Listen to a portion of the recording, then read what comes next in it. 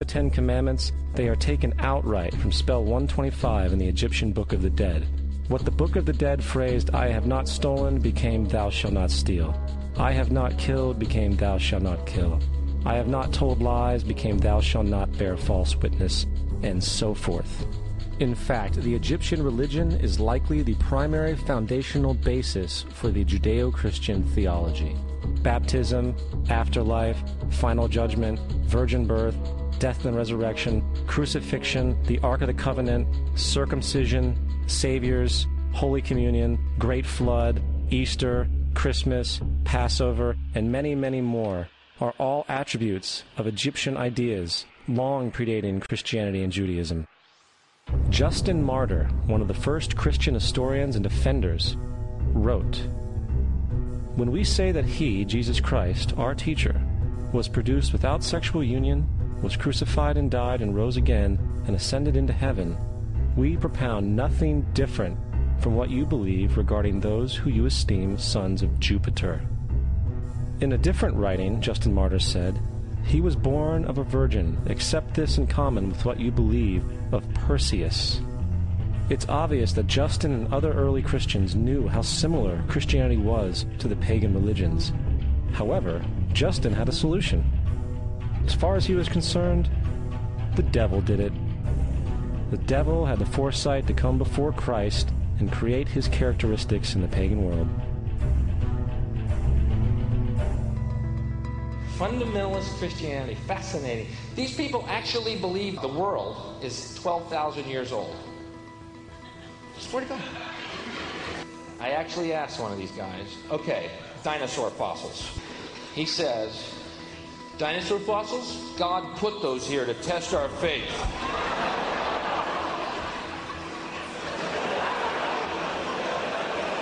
I think God put you here to test my faith, dude.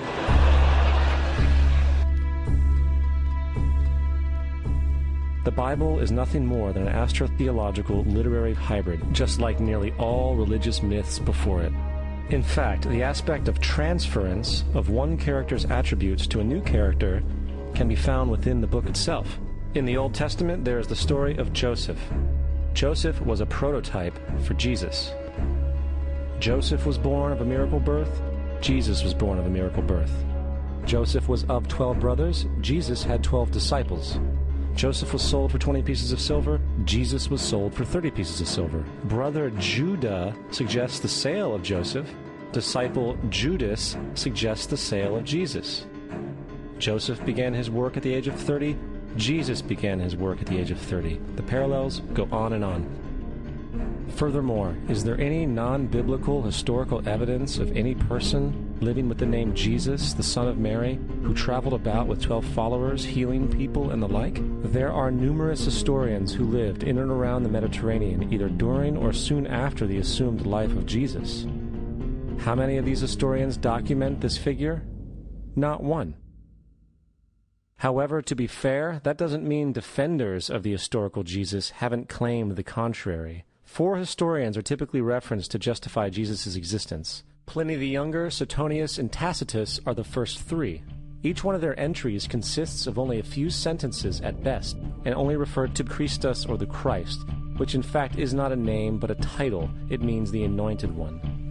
The 4th source is Josephus, and this source has been proven to be a forgery for hundreds of years. Sadly, it is still cited as truth.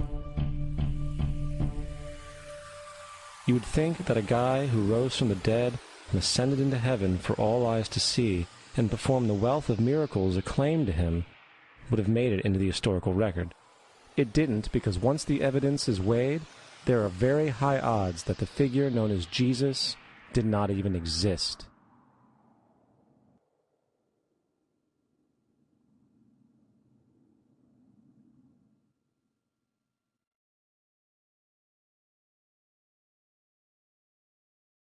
We don't want to be unkind, but we want to be factual. We don't want to cause hurt feelings, but we want to be academically correct in what we understand and know to be true. Christianity just is not based on truth. We find that Christianity was in fact nothing more than a Roman story developed politically. The reality is, Jesus was the solar deity of the Gnostic Christian sect, and like all other pagan gods, he was a mythical figure. It was the political establishment that sought to historize the Jesus figure for social control. By 325 AD in Rome, Emperor Constantine convened the Council of Nicaea.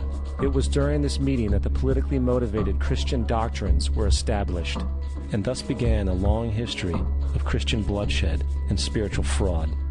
And for the next 1600 years, the Vatican maintained a political stranglehold on all of Europe, leading to such joyous periods as the Dark Ages, along with enlightening events such as the Crusades and the Inquisition.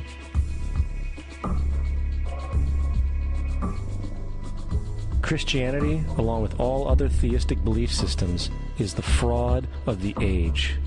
It serves to detach the species from the natural world, and likewise each other. It supports blind submission to authority. It reduces human responsibility to the effect that God controls everything, and in turn awful crimes can be justified in the name of a divine pursuit. And most importantly, it empowers those who know the truth, but use the myth to manipulate and control societies. The religious myth is the most powerful device ever created and serves as the psychological soil upon which other myths can flourish.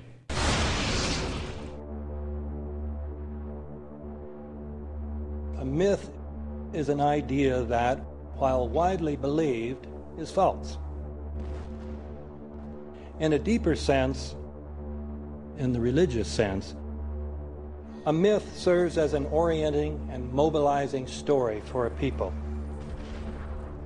The focus is not on the story's relation to reality, but on its function. A story cannot function unless it is believed to be true in the community or the nation. It is not a matter of debate. If some people have the bad taste to raise the question of the truth of the sacred story, the keepers of the faith do not enter into debate with them. They ignore them or denounce them as blasphemers. It is wrong, blasphemous, and sinful for you to suggest, imply, or help other people come to the conclusion that the U.S. government killed 3,000 of its own citizens.